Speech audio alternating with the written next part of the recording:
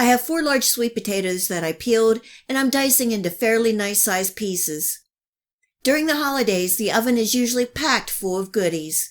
For this candied sweet potato recipe, I will be cooking them on the stovetop. In my skillet on medium heat, I'm adding in a half a cup of unsalted butter, 1 cup of dark brown sugar, a 1/4 cup of white sugar, and that gives it a nice balance.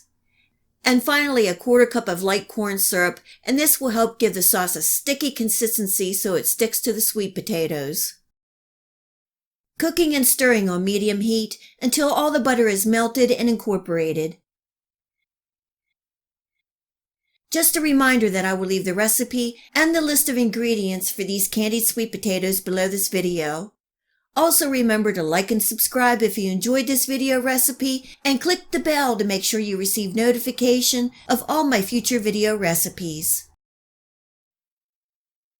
Before this comes up to a low simmer, I'm adding in my spices. I have 1 teaspoon of cinnamon, and I'm using a Saigon cinnamon that has a nice flavor, a 1/4 teaspoon of ground nutmeg, and 1/8 teaspoon of ground ginger that gives it that zing, a good pinch of kosher salt or sea salt, and giving that a good stir, bringing this up to a low simmer.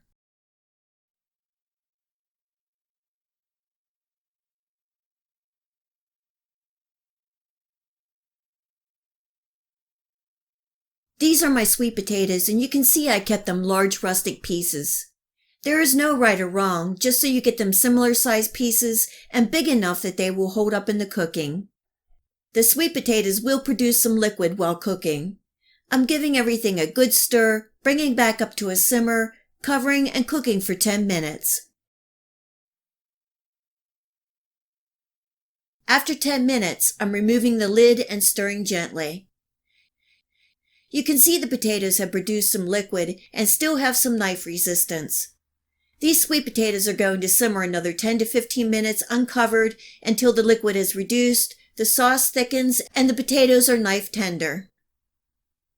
During the last 5 minutes, you don't want to stir the potatoes. Just spoon that delicious sticky sweet sauce over the potatoes. As the potatoes become tender, you will see some of the edges flaking off, and that is a good thing. This means the candied sweet potatoes are done and also helps thicken that sauce. At this time, you could also add anything else that you like. You can add in a few cranberries, nuts, or even some lemon or orange zest.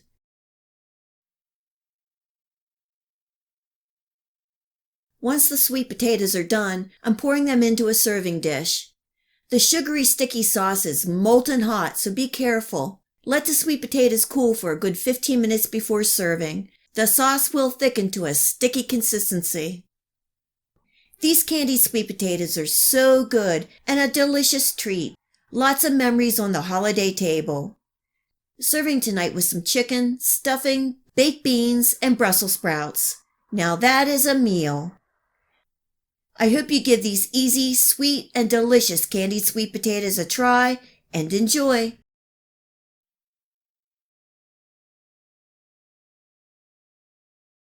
This is an easy one-pot chili dinner that is packed full of flavor and texture. So let's get started.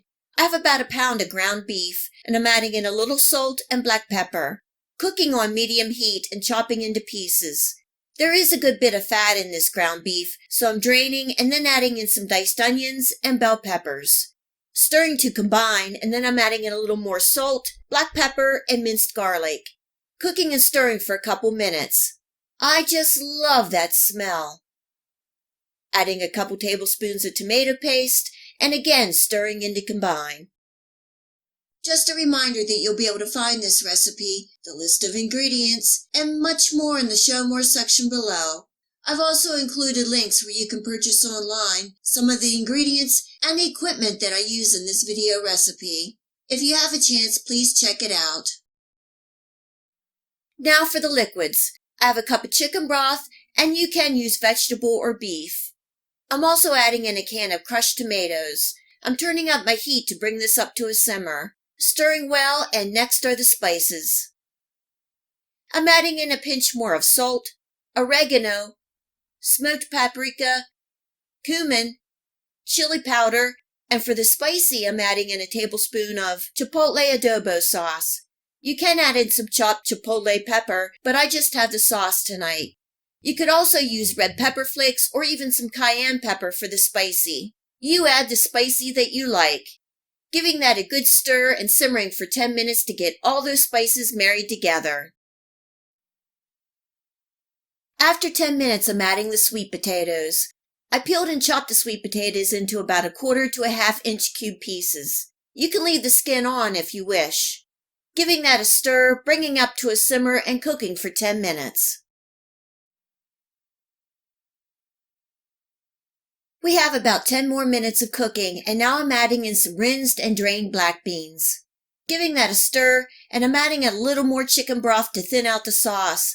I like the sweet potato and black bean chili on the thick side, but you can make it the consistency that you like.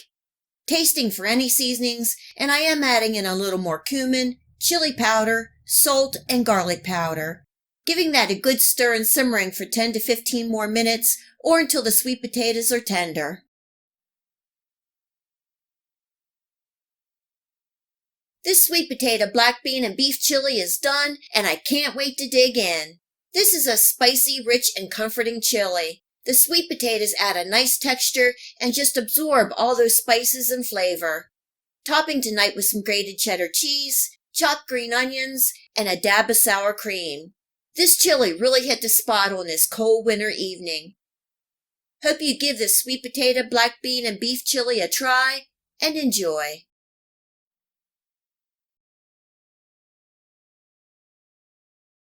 This is a great recipe for leftover sweet potatoes, and I'm using 2 medium-sized baked sweet potatoes from last night's dinner.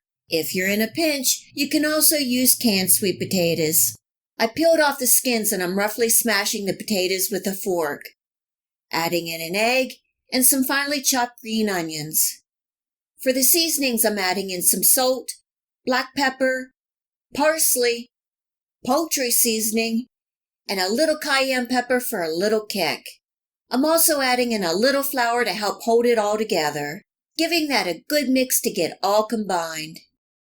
You can add the seasonings that you like. In the past, I've used chives, dill, thyme, and Cajun seasonings just to name a few.